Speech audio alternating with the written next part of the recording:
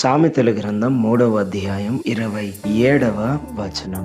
మేలు చేయుట నీ చేతనైనప్పుడు దాని పొందదగిన వారికి చేయకుండా వెనుక తీయకము. ప్రభువునందు నా ప్రియ సహోదరి సహోదరుడా, ఎవరైనా నీ సహాయం కోరినప్పుడు, వారికి సహాయం చేయగల సామర్థ్యం నీ యొద్ద ఉన్నప్పుడు, అది కొంత సొమ్ము విషయంలోనే గాని, మాట విషయంలోనే కానీ, మధ్యవర్తిగా ఉండి వారికి మేలు చేసే విషయంలోనే కానీ, ఏ విధముగానైనా కానీ ఎదుటివాడు నీ ద్వారా మేలు పొందుకోవాలని ఆశపడుతున్నప్పుడు నీవు మేలు చేయగలిగే స్థితిలో ఉండగలిగితే తప్పకుండా నువ్వు మేలు చేయవలసిందే అని పరిశుద్ధ గ్రంథం తెలియపరుస్తుంది. నేటి దినాల్లో చాలా మంది మేలు పొందుకోవడానికి ఇష్టపడతారు, కానీ తిరిగి ఇతరులకు మేలు చేసే విషయంలో కొంత ఇబ్బంది పడతా ఉంటారు. ఎందుకనంటే ఎంత వచ్చినా వద్దనరు, కానీ ఎవరికైనా పెట్టే క్రమంలో, ఇచ్చే క్రమంలో నాది పోతుంది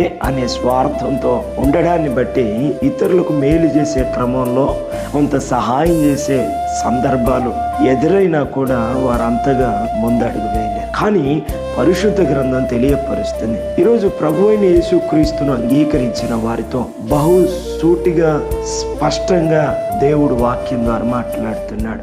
నన్ను ఎరిగి ఉన్న నీవు, నా యుద్ధకు నడిపించబడుతున్న నీవు, నా మాట వింటున్న నీవు నా మార్గములోనే నడవాలి. నిన్ను వలె నీ పొరుగు వారిని ప్రేమించాలన్న మాట చొప్పున నీకు నీవు ఏ విధముగా మేలు చేసుకోవాలి, మేలు అందాలి, నేను మంచిగా ఉండాలి అని ఏ విధంగా కోరుకుంటావో, ఇతరుల విషయంలో కూడా నీవు అదే విధముగా ఉండాలి అని వాక్యము ద్వారా దేవుడు మాట్లాడుతున్నాడు. ప్రభువునందు నా ప్రియ సహోదరి సహోదరుడా, మేలు చేయుటని చేతనైనప్పుడు నీ చేయిని వెనక తీయక మేలు చేసే స్థితిలోనే ఉండాలి. ఎందుకనంటే నిన్ను నీవు ప్రేమించుకున్నట్టుగా ఇతరులను కూడా ప్రేమించబద్ధుడవై, బద్ధురాలవై, ప్రేమించబద్ధులమై ఉన్న దేవునికి మహిమ కలుగునుగాక. అట్టి కృప దేవుడు నీకు, నాకు, మనందరికీ అనుగ్రహించునుగాక. Praise the lord. May God bless you. Amen.